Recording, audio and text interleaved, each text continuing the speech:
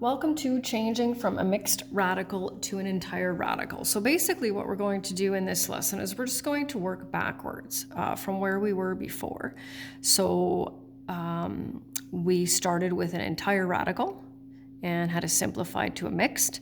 Now we're going to start from a mixed and work to an entire. So it's just, I guess, when it came to multiplying binomials and then factoring trinomials, right? Those were reverse processes. We're just going to do the same thing.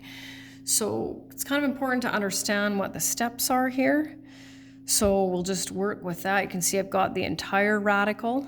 Definition here is a radical with a coefficient of 1. That's 1 root 200.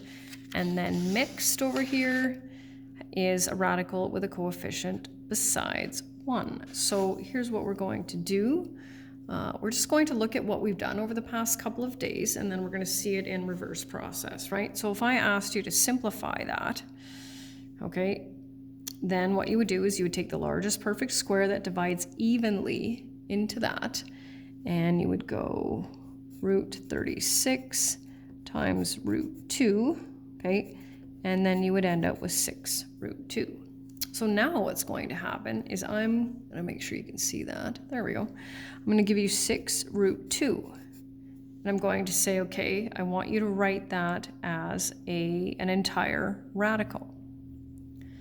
So how are we going to do that? Well, we need this as a step, and then we need this as a final answer. Well, how do we get from 6 to 36? Well, we square it, don't we? So we need to square our coefficient, right? And then what do we do with these two numbers? We just need to multiply them together. Okay, so not that complicated, I don't think. Let's look at this one, right? So what do we need to do? Square the numerical coefficient and multiply them together.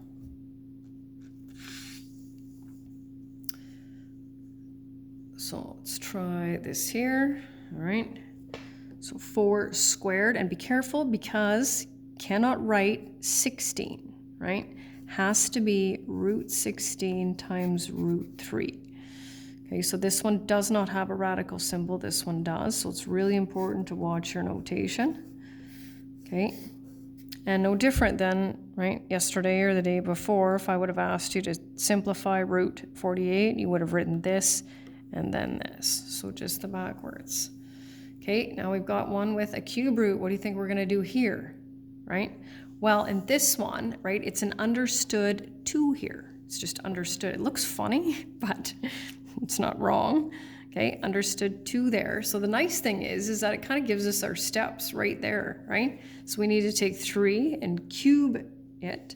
So 3 cubed is 27 times the cube root of 2 will give us the cube root of 54. Okay, and okay, now we've got our coefficient here, so it's a square run, so 7 squared times root 6 is root 294. And now I have to be a little careful with these ones, right? Because it's not negative 10 squared. Because negative 10 in brackets squared will give us a positive 100, and then we've changed the question. So we have to be careful. So we want the negative, right, value. Then we take 10 and square it. 100 times 8. And then we get that, right? And the reason we have to be careful with that is because if we have this tucked underneath here and we try to take the square root of negative 100, our calculator will tell us it's not possible. But this was the answer, and we know, of course, that that's definitely possible. And there's just a few more over here. So what I like about these is that it tells you what to do, right? So we've got negative cube root of 8 times the cube root of 10, negative cube root of 80. Okay. Now, in this case, you could have the negative here, but I just suggest not worrying about it, because if it's here, it's always possible. So that would be my recommendation.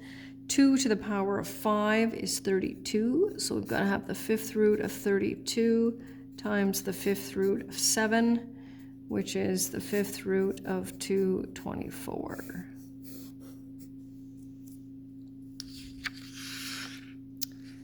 And 5 to the power of 4 is 5 times 5 times 5 times 5, which will give us 625. Move that over a little bit, times the 4th root of 4. Right. And once again, just like simplifying, you can check to make sure that these decimal equivalents, right, that this one and this one are the same. And I guess just for fun, right, 4 multiplied by itself 6 times, it gives us 4,096 times the 6th root of 8. So that ends up being 32,768. And that's the end of that lesson. Thanks for watching.